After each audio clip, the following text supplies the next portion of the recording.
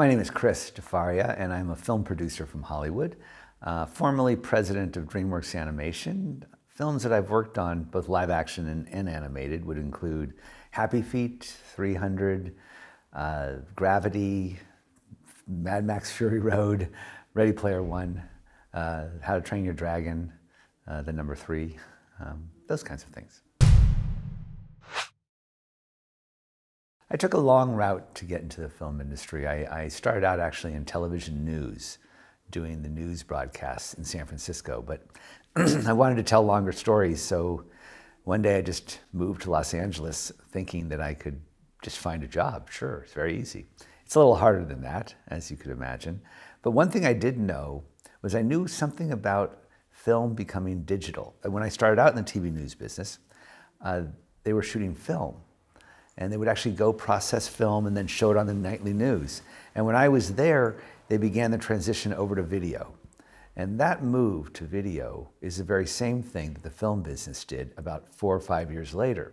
So when I went to Los Angeles to try and get in the movie business, it was like I had secret knowledge. I knew something about video and how it worked, and no one else did. So that immediately became kind of my ticket to get a job. And my first job then was as a post-production supervisor for TV movies. And as most people tell you in the industry, it's that first job that begins your journey. And if you're smart enough and lucky enough, you just find your way up. And eventually I began producing films. What does a producer do? That's a good question. You often see at the end of the credits that there's many producers. There's producers, line producers, executive producers, co-producers, associate producers. What they all have in common is they're going to be focused on trying to balance what it costs to make the movie with what the movie's going to look like. I mean, that's probably the only thing they have in common. Every producer has different kinds of assignments.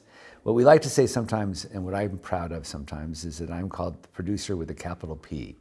And that means it's the person who is usually the first person on a movie and the last person on the movie. It's the person who either acquires the rights or has the idea, or meets with someone who has a great idea, and then goes about trying to put the elements together. And that's going to be a writer, a director, a financing entity, or a distribution entity. So that's probably the most important job a producer does. But then for me, when I produce, I'm also then overseeing the casting and working with the studio on the marketing campaigns. And then on the set every day as a partner to the director, trying to support the director's vision, trying always to find a way that whatever the director really is trying to do, we have to find a way to get it done.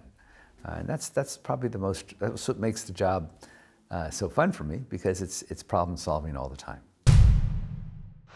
So after I left DreamWorks Animation, I set out to produce my own films. And I set up a small company called Keylight. Like many of these small companies, there's really a staff of 2, but that's really all that's necessary, because when you're going to produce films the way that I am, you're going to be working with studios, with filmmakers. And now I like to say that I produce movies out of a backpack, because I just get on airplanes and go places, and I set up a computer and get my cell phone, pay for the overseas plan, and then you're in business producing. But the mandate of the company is to try to do the kinds of projects that I've had a lot of experience with. And those are going to be projects that are necessarily technically innovative, projects that try and find a new way to use some of the new tools to tell different stories. I've had a good reputation, a lot of experience in that, and so I think a lot of the financiers or studios become interested in a project if that's what it does, if it's going to push the envelope a bit. Just go take a shower and don't come back till you smell better. And be careful, there's some men moving a safe out there, and I don't want you to... And be careful of the box of fireworks, because... I'm always fond of the last movie I did. And in this case, the last movie I did was a movie called Coyote v. Acme. And right now it is a bit of a celebrated movie in Hollywood because the studio doesn't know when or how they're going to distribute it. It's kind of a funny story, but it's also a slightly sad story. But I loved that movie. That was a hybrid movie of animated characters, beloved animated character, Wile E. Coyote, in the real world. So an example might be like Who Framed Roger Rabbit? So what's the most difficult project I've ever been involved with? There's so many different ways to define difficult. So I've worked with difficult people, and I've worked in difficult situations, and I've worked with problems that are just vexing and difficult. I point with pride to the ones that I've made not difficult. So an example of that might be the movie Gravity, which when we decided to make the movie, didn't really know how to make the movie. We thought we did, and then we started to try and make it and realized we needed a whole new way of thinking about how to get the material in camera. So that was a technical solution, and luckily I was working with a director who was excited about solving this problem in a novel way. So I'm very proud of, and a visual effects supervisor as well, who really stepped up. Tim Weber, Alfonso Cuarón, these are quality people. So I'm proud of that movie. I'm proud of the difficult. There was a very difficult movie in Mad Max Fury Road, but that was one where the perseverance of everyone involved got through what was a really just physically hard to go to a place like Namibia with cars and explosions and get the stuff in camera. And then, you know, the animated films, How to Train Your Dragon, The Hidden World, was a difficult movie because when I got there and got onto the picture, I think everybody knew the story needed more work and we didn't have time. But, you know, luckily the director just committed, got down, and we did a bunch of work very quickly and turned around in a movie that I am enormously proud of. Ready Player One was released in 70mm, and I'm thrilled about that.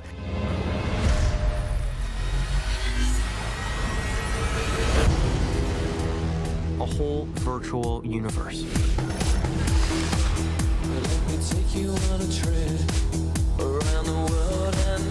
People come to the Oasis for all the things they can do.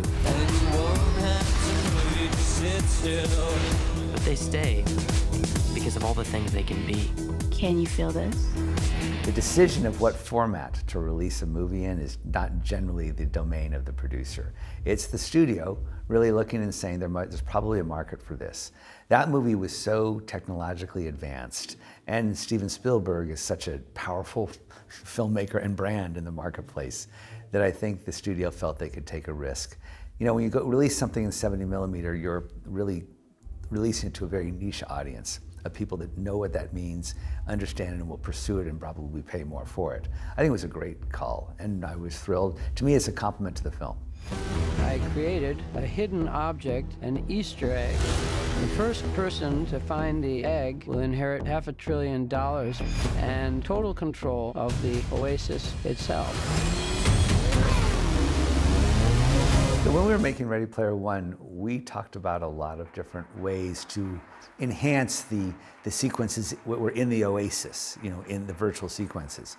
One of them we went down was to rely on, we actually thought about using augmented reality glasses for the audience so that when they were in those sequences, you would see things come out of the screen and be available in your living room or your theater. We went a long way down that path. In the end, it proved just practically impossible because there's so much that you have to account for when making a choice like that. In terms of formats, we shot the film in a 1.8.5, which is what that's his format. And he was very comfortable with that. There was never a conversation about whether or not we could go to a complete IMAX format. Mostly because, well, I guess it's also important to note that the additional sizing and not doing extraction but fully playing it would have added a lot of cost and complexity to these virtual reality sequences because they were all digital. So luckily in my career, I've been around and attendant to the movement away from photochemical and film over to digital. And in balance, I think it's very positive. I love some of the quality of the images, and certainly I like the environmental benefits of staying digital. Those are undeniable. But there's a great nostalgia for film, and film has a look and a feel to it. 24 frames a second with motion blur, with some artifacts and a sense of grain, some of the depth, some of the unusual artifacts that you get from lenses, particularly older lenses. All of that I have a great appreciation for, and I think young audiences now are sort of seeking that out for, I think, a couple of reasons. One is it's kind of cool, it's nostalgic. Analog feels like some sort of an antidote to the digital age we're living in, and I can see the appeal there. I also think there's just a tremendous, what you can do with an iPhone now is so good. What's the differentiating factor, right? And it might be, in this case, what we sort of used to call the imperfections of film, may very much, in fact, be its advantage. I was lucky enough in my career to be around as we transferred from photochemical and film to digital and see the advantages, and then to see the visual effects industry go completely digital and the extraordinary images that have come from that. Obviously, artificial intelligence is the next sort of great frontier, and it is going to have an effect on all of our lives, but certainly in the visual effects business. What do I think the net result of that will be? I don't think we're going to not have actors anymore, but I do think some of the things that are difficult in production, such as going to locations, or enormously difficult stunts, or really compelling 3D, right? Or in the world of animation, perhaps some of the sort of time-consuming parts of the animation pipeline. I think AI is going to come in and enable new tools for all of those places. What's the net result of that? I think we're going to, like always when we have an innovation in this industry, bigger, better, more, greater scope. You know, if you can have AI build out an environment, like just intelligently and you know, not generically, but an environment that just is going to easily fit into the rest of the movie.